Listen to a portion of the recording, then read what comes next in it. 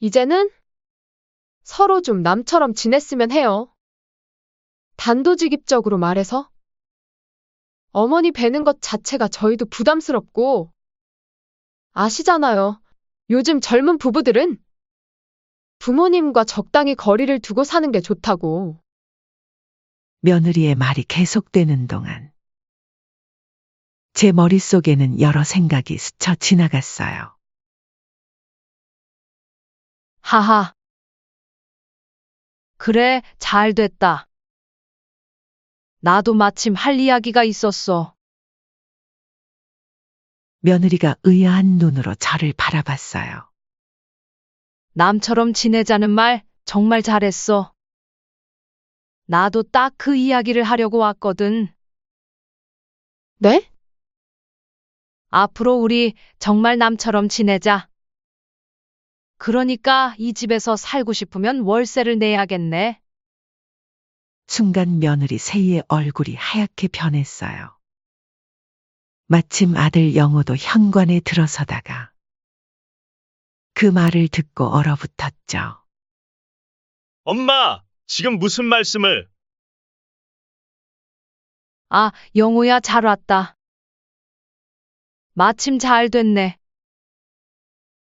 나 더 이상 너희한테 이용만 당하고 싶지 않아. 세희 말대로 우리 이제 남처럼 지내도록 하자. 그러니까 이 집은 월세로 돌리려고 해. 작은 전셋집 창가에 앉아 아침 햇살을 바라보고 있으면 문득 지나온 시간들이 주마등처럼 스쳐 지나가요. 72년이라는 세월 동안 저는 늘 누군가를 위해 살아왔던 것 같아요. 어릴 땐 부모님을 위해, 결혼해서는 남편을 위해. 그리고 남편이 세상을 떠난 후로는 오직 아들 하나를 보며 살아왔죠. 돌이켜보면 제 인생에서 온전히 저를 위해 살았던 순간이 있었나 싶어요. 아침이면 늘 이 자리에 앉아 창밖을 바라봐요. 맞은편 아파트 단지가 눈에 들어오는데 그곳에 하나뿐인 아들 영호가 살고 있죠. 제가 평생 모은 돈으로 마련해준 그 집에서요.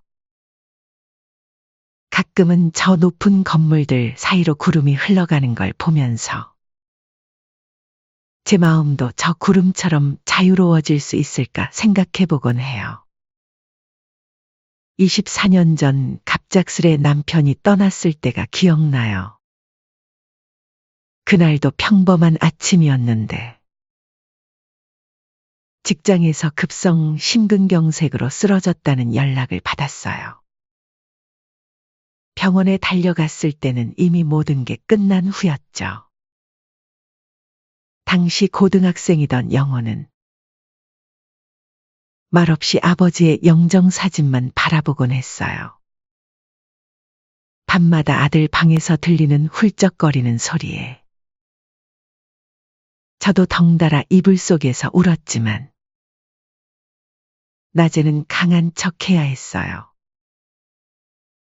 그때 결심했죠. 이제 내가 아들의 어머니이자 아버지, 가장이 되어야 하는구나. 장례를 치르자마자 바로 식당을 시작했어요. 정씨, 또 허리 삐끗했지? 파스 하나 붙이고 이래. 아이고. 괜찮아요. 이 정도쯤이야. 아니, 괜찮긴 뭐가 괜찮아. 식당 시작하고 벌써 몇 년째야? 좀 쉬엄쉬엄 해. 그래도 우리 영호 대학 보내야죠. 어미 마음이 다 그렇잖아요. 새벽 4시 반이면 일어나 장을 보고 밤 11시가 되어서야 겨우 문을 닫았어요. 뜨거운 기름에 데어도 쉴 새 없이 일했고 무거운 쌀자루를 나르다 허리가 아파도 참았죠. 그렇게 20년이 넘는 세월 동안 식당을 하면서 저는 단 하루도 쉬지 않았어요. 명절에도 문을 열었죠. 다른 식당들이 다 문을 닫아도 저는 혹시나 끼니 걱정하는 손님이 있을까 싶어 늘 문을 열어뒀어요. 그러다 보니 단골 손님들이 많이 생겼어요. 그렇게 번 돈으로 영호를 대학에 보냈고 대기업에 취직도 시켰어요. 주방 일하다가도 시간 맞춰 학부모 상담에 가고 입학식, 졸업식에도 빠지지 않고 참석했어요. 머리는 식당 냄새가 난다고 해서 매번 미용실에서 감고 갔는데 그래도 행복했어요. 우리 아들이 저를 부끄러워하지 않았으면 하는 마음에서였죠. 그러던 중 영호가 며느리 세희를 만나 결혼한다고 했을 때 저는 주저없이 식당을 팔았어요. 20년 넘게 운영해온 제 일터였지만 아들의 행복을 위해서라면 그 정도 희생쯤은 아무것도 아니라고 생각했죠. 마지막 날 단골 손님들이 눈물바다를 만들었는데도 전 괜찮은 척 웃어 넘겼어요. 평생 모은 돈에 식당 판 돈을 보태 15억짜리 아파트를 마련해줬어요. 어머님, 저희가 잘 모시면서 살게요. 걱정 마세요. 처음에 세희가 한 말이에요. 신혼 초에는 정말 그랬어요. 주말마다 찾아와서 같이 식사도 하고 영호도 퇴근길에 들러 안부도 전하곤 했죠. 제가 해주는 된장찌개에 세희도 어머니 손맛이 최고예요라며 좋아했어요. 그때만 해도 저는 제 남은 인생이 행복할 거라고 믿었어요. 하지만 시간이 지날수록 그 발걸음이 뜸해졌어요. 처음엔 한 달에 2번, 그러다 2달에 1번. 이제는 명절에도 얼굴 보기가 힘들어졌어요. 전화를 해도 지금 회사라서. 하며 대충 끊어버리고 찾아가도 오늘은 좀 피곤해서요. 라는 말만 돌아왔죠. 평일 저녁이면 혼자 텔레비전을 보며 지친 마음을 달래곤 해요. 특히 트로트 프로그램을 보면서는 잠시나마 제 삶의 무게를 내려놓을 수 있었죠. 이명웅이라는 가수의 노래를 들으면 마음이 편안해져요. 그의 노래를 들으며 혼자만의 위로를 받았어요. 얼마 전에는 용기를 내서 영호에게 부탁을 했어요. 이명웅 콘서트 티켓 예매를 도와달라고요. 평생 남을 위해 살아온 제가 처음으로 제 자신을 위해 해보고 싶은 게 생겼거든요. 아들, 이거 콘서트 티켓 어떻게 예매하는지 몰라서. 엄마가 돈 줄 테니까 대신 좀 해줄 수 있을까? 엄마, 그런 건 세희한테 부탁하세요. 저는 바빠서 신경 쓸 여유가 없어요. 그래도 희망을 버리지 않고 며느리에게 연락했는데 어머니, 주책 아니세요? 무슨 그 나이에 콘서트를 가겠다고 하세요? 그런 돈 있으면 저희 생활비나 좀 보태주세요. 그 말을 듣는 순간 온몸에서 힘이 빠졌어요.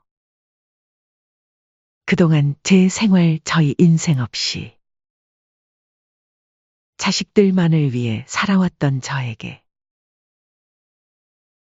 취미생활은 사치라 생각했던 걸까요? 그동안 제가 바친 모든 희생이 그들에게는 당연한 것이 되어버린 걸까요? 가슴 한구석이 무너져 내리는 것만 같았어요. 이게 전부가 아니에요. 지난주에는 아들 집에 잠시 들렸다. 기침 한 번 하니 문 앞에서 거절당했어요. 어머니, 만약 감기면 옮을 수도 있잖아요. 저희 다 피해보니까. 그냥 집으로 돌아가세요. 심지어 감기도 아닌데 얼마나 매정하게 느껴지던지. 그러고는 그날 저녁 버스 창밖으로 며느리가 친구들을 불러 집들이를 하는 모습이 보였어요. 그때 느낀 서운함은 말로 다 할 수 없었죠. 요즘은 밤마다 이런 생각이 들어요. 내가 잘못 살았나? 이렇게 자식만 바라보며 살아온 게 실수였을까? 주변 친구들은 자식은 결국 남이야 라고. 하지만 그 말이 쉽게 받아들여지지 않아요. 창밖으로 보이는 달을 바라보며 생각해요. 이제는 뭔가 달라져야 할 것 같다고요. 하지만 72년을 한결같이 살아온 제가 갑자기 변할 수 있을까요? 이제 와서 저 자신을 위해 산다는 게 가능할까요? 그러던 어느 날이었어요. 아침부터 샤워기에서 찬물만 나오는데 아무리 기다려도 온수가 나오질 않았죠. 관리실에 문의해보니 배관 공사가 필요해서 최소 3일은 걸린다고 하더라고요. 혼자 사는 제가 추운 겨울날 찬물로 지내야 한다고 생각하니 문득 아들 집이 떠올랐어요. 망설이다가 전화기를 들었죠. 요즘은 전화 한 통 하는 것도 큰 용기가 필요해요. 영호야, 엄마인데. 네, 엄마. 무슨 일이세요? 저기. 우리 집 온수가 안 나와서 그러는데. 혹시 3일만, 아니 하루만이라도 엄마 재워줄 수 있을까? 잠시 침묵이 흘렀어요. 그러더니 세희한테 한번 물어볼게요. 라는 대답이 돌아왔죠. 조금 뒤에 온 문자 메시지는 제 가슴을 더욱 아프게 했어요. 어머니, 갑자기 이러시면 저희도 곤란해요. 요즘 바빠서. 차라리 근처 찜질방 가시는 게 어떠세요? 저희가 찜질방비는 드릴게요. 제가 평생 모은 돈으로 사준 그 집에서 단 하루로도 머물 수 없다는 거였어요. 그것도 한겨울에 창밖으로 눈발이 날리는 걸 보면서 제 마음에도 차가운 눈이 쌓여가는 것만 같았어요. 영수가 너무 속상해하지 마. 자식이란 게 다 그런 거야. 제 오랜 친구이자 전직 변호사였던 김미경이 건넨 말이에요. 30년 지기인 미경이는 요즘 제 이야기를 가장 많이 들어주는 사람이죠. 찻잔에서 피어오르는 따뜻한 김처럼 미경이의 말 한마디가 제 얼어붙은 마음을 녹여주는 것 같았어요. 그래도 미경아, 내가 평생 모은 돈으로 산 그 집인데 하루도 못 있게 하다니? 게다가 찜질방을 가라니. 그 마음 이해해. 근데 영수가 네가 아파트를 사줄 때 명의는 어떻게 했어? 아직 4명이야. 등기 이전을 안 했거든. 그게 다행이네. 적어도 그 집의 주인은 아직 내가 맞아. 미경이의 말에 제 귀가 솔깃해졌어요. 문득 그동안 제가 얼마나 자식에게 일방적으로 희생만 해왔는지 깨달았죠. 영수가 너도 이제는 내 인생을 살아야 하지 않을까? 평생 자식만 보고 살았잖아. 그래도 내 자식인데. 그래, 내 자식 맞아. 하지만 그 자식이 너한테 이렇게 하는 게 맞아? 나는 내 아들이 그러는 거 볼 때마다 뒤집어 엎었어. 찻집 창 너머로 보이는 겨울 하늘은 유난히 맑았어요. 하지만 제 마음은 점점 더 흐려져만 갔죠. 며칠 뒤 저는 우연히 아들 집 근처를 지나가다가 충격적인 광경을 목격했어요. 세이가 친정 부모님과 함께 쇼핑백을 잔뜩 들고 웃으며 들어가는 모습이었죠. 그동안 들었던 차가운 말들이 하나둘씩 떠올랐어요. 제가 해준 것과 받은 것 사이에 너무나 큰 차이가 가슴을 무겁게 누르는 것 같았죠. 미경아, 난 어떻게 해야 할까? 영수가, 넌 그동안 영호를 위해 최선을 다했어. 이제는 내 자신을 위해서도 뭔가를 해야 할 때야. 그 아파트 월세로 돌려보는 건 어때? 월세라고? 그래도 우리 영호가 내가 평생 일해서 마련한 거잖아. 그리고 지금 내가 작은 전셋집에서 혼자 살면서 영우는 내가 사준 아파트에서 너한테 이러는 게 말이 되니? 미경이의 말은 날카로웠지만 진심 어린 충고였어요. 전직 변호사로서의 경험에서 우러나온 조언이기도 했고요. 게다가 영수가 내 명의로 된 집이잖아. 너한테도 노후가 필요해. 평생 자식 뒷바라지 하다가 정작 본인한테 필요할 때는 아무것도 없는 사람들 많이 봤어. 그 말을 듣는 순간 뭔가가 확 깨닫는 기분이었어요. 맞아요. 저도 이제는 제 삶을 살아야 해요. 평생 희생하며 살았는데 정작 저한테 가장 힘들 때 자식은 등을 돌리는구나.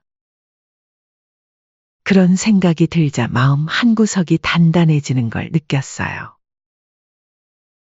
찬물로 씻으며 보낸 그 3일은 제게 큰 깨달음을 주었어요. 자식이 준 상처는 겨울 찬물보다 더 차가웠지만 그 상처 덕분에 새로운 용기가 생겼달까요.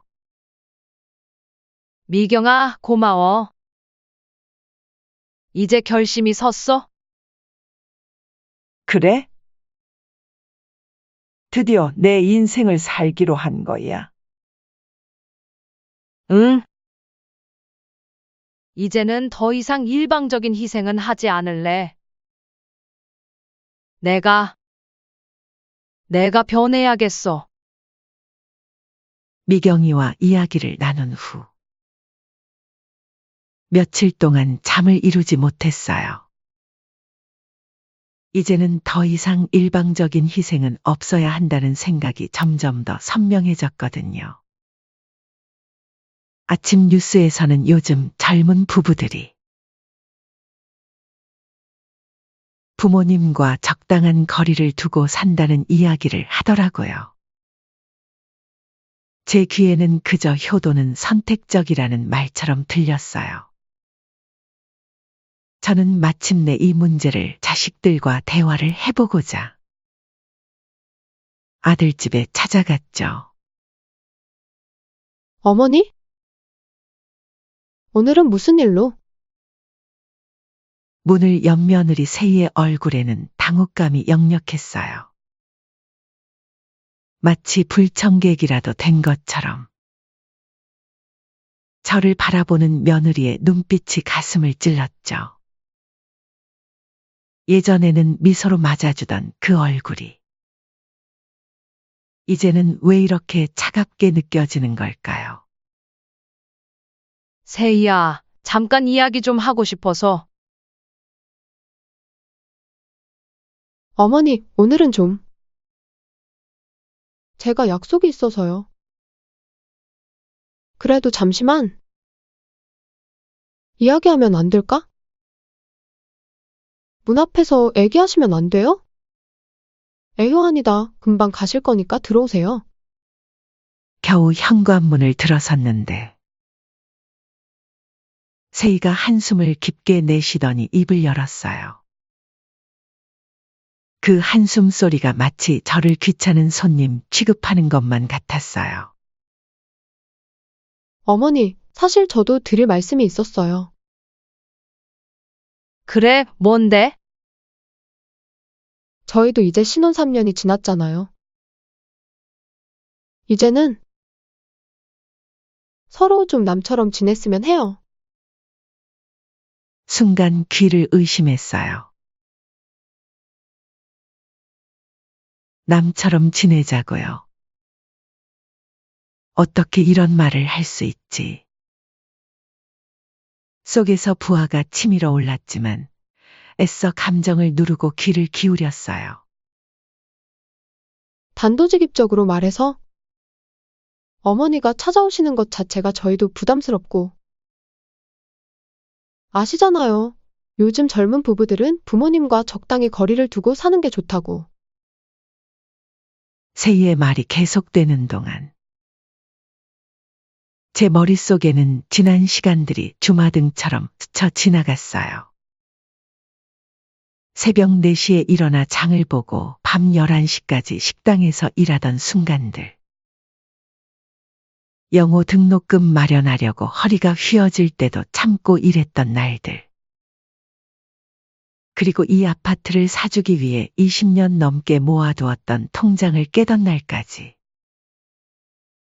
갑자기 웃음이 나왔어요. 처음에는 작게 나오던 웃음이 점점 커졌죠. 하하. 그래, 잘 됐다. 나도 마침 할 이야기가 있었어. 며느리가 가의아한 눈으로 저를 바라봤어요. 남처럼 지내자는 말 정말 잘했어. 나도 딱 그 이야기를 하려고 왔거든. 네? 앞으로 우리 정말 남처럼 지내자. 그러니까 이 집에서 살고 싶으면 월세를 내야겠네. 순간 세희의 얼굴이 하얗게 변했어요. 마침 회사에서 막 돌아온 영호도 현관에 들어서다가 그 말을 듣고 얼어붙었죠. 양복 차림의 아들이 서류 가방을 떨어뜨리며 놀란 눈으로 저를 바라봤어요. 엄마, 지금 무슨 말씀을? 아, 영호야, 잘 왔다. 마침 잘 됐네. 나 더 이상 너희한테 이용만 당하고 싶지 않아. 세희 말대로 우리 이제 남처럼 지내도록 하자. 그러니까 이 집은 월세로 돌리려고 해. 영호의 얼굴이 순식간에 붉어졌어요. 어릴 때부터 화나면 저런 표정을 지었죠. 엄마! 이게 무슨 망발이에요? 이 집은 엄마가 저희 준 거잖아요. 이제 와서 월세라니 말이 되는 소리를 하세요.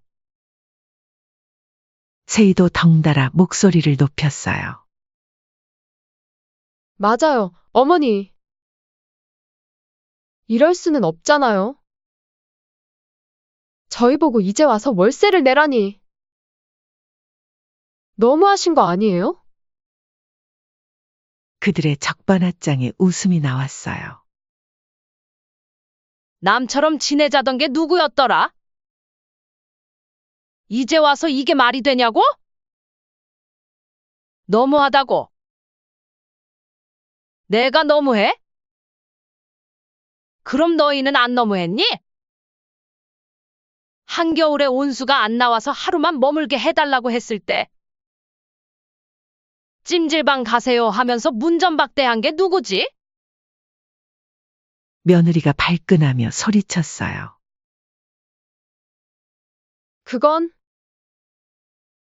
그때는 정말 저희가 바빴고. 바빴다고? 그날 저녁에 친구들 불러서 파티하던데? 난 찜질방 가라면서 친구들은 집에 부르고? 영호가 갑자기 팔짱을 끼며 쏘아붙였어요. 엄마! 우리가 잘못한 것도 있지만 그래도 이건 너무하잖아요. 이 집값이 얼마인데 월세를 내라고 하세요? 저희 형편 뻔히 아시면서. 며느리가 말했어요. 어머니, 그래도 저희가 자식이잖아요. 자식한테 이럴 수는 없는 거 아니에요? 자식? 나보고 이제는 남처럼 지내자면서 정작 월세 얘기하니까 자식 타령이야? 며느리 세이의 눈에 눈물이 고였지만 더 이상 마음이 흔들리지 않았어요. 차라리 이 눈물이 진심이었다면 좋았을 텐데. 지난번에도 똑같이 울더니 제가 돌아서자마자 친구들과 통화하며 웃던 모습이 떠올랐거든요. 그건 제가 그냥 욱해서 한 말이에요. 어머니가 너무 자주 오시니까. 아, 내가 너무 자주 왔구나. 그럼 이제부터는 아예 안 올게. 대신 월세만 잘 내면 돼. 한 달에 150만 원만 내거라. 영호가 이를 악물며 말했어요. 엄마! 우리 보고 나가라는 거예요? 아니, 나가고 싶으면 나가도 되고, 살고 싶으면 월세 내고 살아도 돼. 선택은 너희 몫이야. 시세보다 많이 싸게 해주는 거야. 며느리가 발을 구르며 울먹였어요. 어머니, 저희 생활비도 있고, 적금도 들어야 하고, 친정에도 도와드려야 하고. 순간 제 속에서 불이 확 올랐어요. 아, 친정? 매달 50만 원씩 생활비 보내면서 시어머니한테는 월세도 못 내겠다고? 그걸 지금 변명이라고 하니? 세이의 얼굴이 하얗게 변했어요.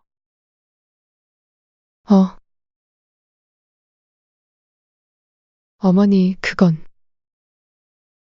다 알아. 내가 친정 부모님한테 얼마나 잘 아는지? 그래, 그건 잘 아는 거야. 근데 왜 시댁 부모님한텐 그렇게 못해? 이중자 때도 정도껏 해야지. 거실에 무거운 침묵이 내려앉았어요. 영호는 이마에 땀이 맺혔고 세희는 입술을 깨물며 서 있었죠. 저는 차분히 자리에서 일어났어요. 일주일 후에 계약서 쓰러 올게. 변호사 친구한테 부탁해서 계약서도 만들어 놨어. 아니면 다른 집을 알아보든지. 선택은 너희 몫이야. 제가 현관으로 향하자 영호가 버럭 소리를 질렀어요. 엄마! 이러시면 우리도 할 말 있어요. 이 집 살 때 엄마가 주신다고 했잖아요. 이제 와서 이러시면 우리는 어떻게 살아요? 발걸음을 멈추고 돌아섰어요. 그래? 등기부등본 한번 볼래? 너희 이름으로 된 거 있나? 난 그냥 살게 해준 거야. 이제는 세희 말대로 남처럼 지내자. 임대인과 세입자로. 그게 서로 편하잖아. 너희도 그걸 원했잖아? 이건 너무 하시는 거예요. 우리가 뭘 그렇게 잘못했다고. 뭘 잘못했냐고? 그동안 너희가 얼마나 날 무시하고 천대했는지 너희가 제일 잘 알잖아. 아들아, 넌 내가 전화하면 지금 회사라서 하면서 끊었지. 세희는 내가 찾아가면 오늘은 좀 피곤해서 하면서 문전박대했고. 며느리가 울면서 소리쳤어요. 그래도 이렇게 갑자기 저희한테 시간을 좀 주셔야죠. 시간?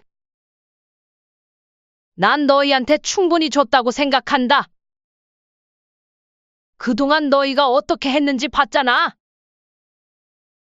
이제는 끝이야. 세희 말대로 남이 된 김에 다음부터는 방문 전에 미리 약속하고 올게. 오늘처럼 불쑥 찾아오는 일은 없을 거다. 현관문을 나서는데 영호가 마지막으로 외쳤어요. 엄마!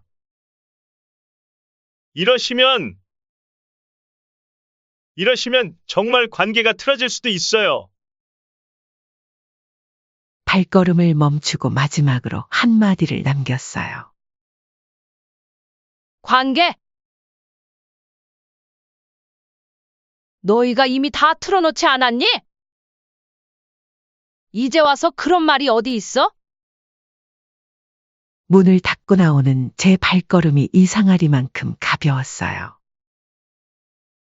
등 뒤로 새의 울음소리와 영호의 분통 터지는 소리가 들렸지만 더 이상은 신경 쓰고 싶지 않았어요. 아파트 단지를 나오면서 뒤돌아보았어요. 20층, 제가 평생 일해서 마련해준 그 집. 이제는 더 이상 제 마음을 옥죄는 굴레가 아닌 제 힘이 되어줄 거예요.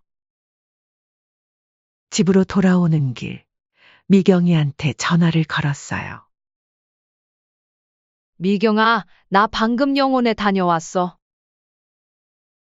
어머, 웬일이야? 드디어 말했어. 이제부터 월세 내라고. 정말?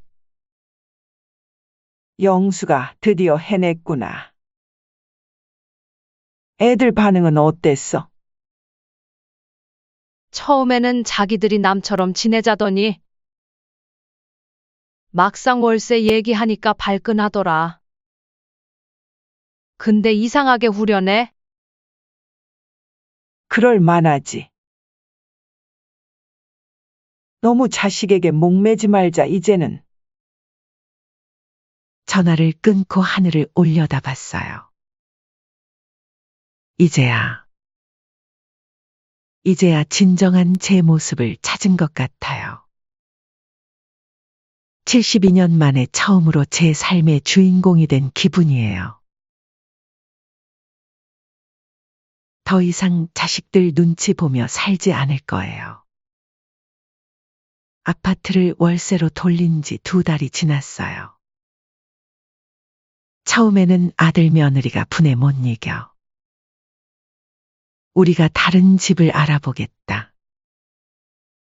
며 큰 소리치고 나갔죠. 저는 담담히 그래, 잘 생각했어. 다음 세입자는 이미 구해놨으니 걱정하지 마. 라고 대답했어요. 제 차분한 목소리에 두 사람 모두 놀란 듯 했지만 더 이상 할 말이 없었나 봐요. 정말 달라졌어요. 이제는 매달 150만 원의 월세가 통장에 꼬박꼬박 들어오고 그동안 모아둔 돈도 있으니 여유롭게 살 수 있게 됐죠. 처음으로 제 삶을 살기 시작했어요. 문화센터에서 다양한 취미 생활을 시작했어요. 서예도 배우고 노래교실도 다녔죠. 특히 노래교실에서는 이명웅 노래를 배우는데 그게 그렇게 신이 나더라고요. 반년 만에 우리들의 블루스를 완벽하게 부를 수 있게 됐어요. 그러던 어느 날 노래교실 선생님이 이명웅 콘서트 티켓팅을 도와주셨어요. 이번에는 아무도의 허락도 도움도 필요 없었죠. 제 통장에서 제 돈으로 제가 하고 싶은 걸 당당하게 할 수 있었으니까요. 콘서트장에서 목이 터져라 소리도 지르고 응원봉도 흔들었어요. 한 달에 한 번은 꼭 여행을 가요. 미경이랑 둘이서 기차 타고 바다도 보러 가고 꽃 구경도 다니고. 평생 남들 눈치 보며 살았는데 이제는 제가 하고 싶은 걸 실컷 하면서 살아요. 그러던 어느 날이었어요. 현관 초인종이 울렸는데 문을 열어보니 영호와 세희가 서 있더라고요. 세희의 눈은 퉁퉁 부어 있었고 영호도 전과는 다르게 초췌해 보였어요. 어머니, 엄마, 두 사람 다 제 눈을 똑바로 보지 못하고 고개를 숙이고 있었어요. 어머니, 죄송해요. 정말 죄송했어요. 세희가 갑자기 무릎을 꿇으며 울음을 터뜨렸어요. 이제 알겠어요.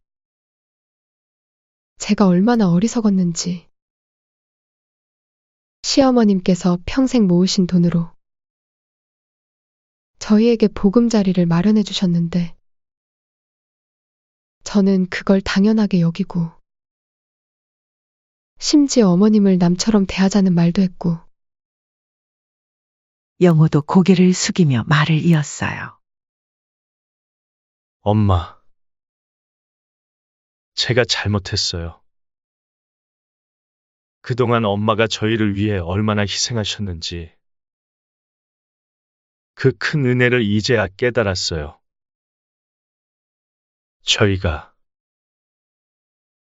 저희가 너무 못난 자식이었죠. 두 사람의 진심 어린 사과에 제 마음도 조금은 움직였지만 쉽게 무르지는 않았어요. 그래. 그걸 알았다니 다행이구나. 근데 갑자기 이런 생각이 든 이유가 있니?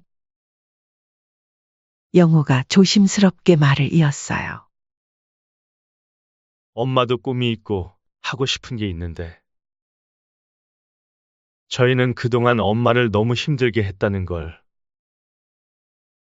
세희도 눈물을 닦으며 말했어요. 어머니, 요즘 저희 부부가 많이 싸웠어요. 결국 저희가 얼마나 이기적이었는지 깨달았어요. 어머님께서 저희에게 해주신 걸 생각하면 저희는 정말 못된 짓만 한 거였어요. 잠시 침묵이 흘렀어요. 제가 천천히 입을 열었죠. 고마워. 그래도 너희가 이걸 깨달았다는 게 어미로서는 참 기쁘구나. 하지만 관계라는 건 한번 무너지면 다시 쌓는데 시간이 필요한 거야. 네, 알아요, 엄마. 저희도 더 이상 서두르지 않을게요. 그저 다시 한번 기회를 주시면 좋겠어요. 이제는 진심으로 효도하고 싶어요. 따뜻한 차 한 잔을 마시며 이야기를 나눴어요. 예전처럼 쉽게 용서하고 화해하진 않았지만 조금씩 마음의 문을 열어가기로 했죠. 이제 저는 행복해요. 하고 싶은 것도 마음껏 하면서 살고 있으니까요. 자식들도 진정으로 반성하는 것 같고, 무엇보다 제가 당당해졌어요. 더 이상 누구의 눈치도 보지 않고, 정영숙으로서의 제 삶을 사는 게 참 좋네요. 창밖으로 보이는 하늘이 유난히 푸르고 맑아요. 내일은 또 노래교실 가는 날이에요. 이제는 제 인생의 주인공으로 살아가는 게 어색하지 않네요. 오히려 이게 더 자연스러워요. 72년 만에 찾은 제 모습이 이렇게 행복할 줄이야.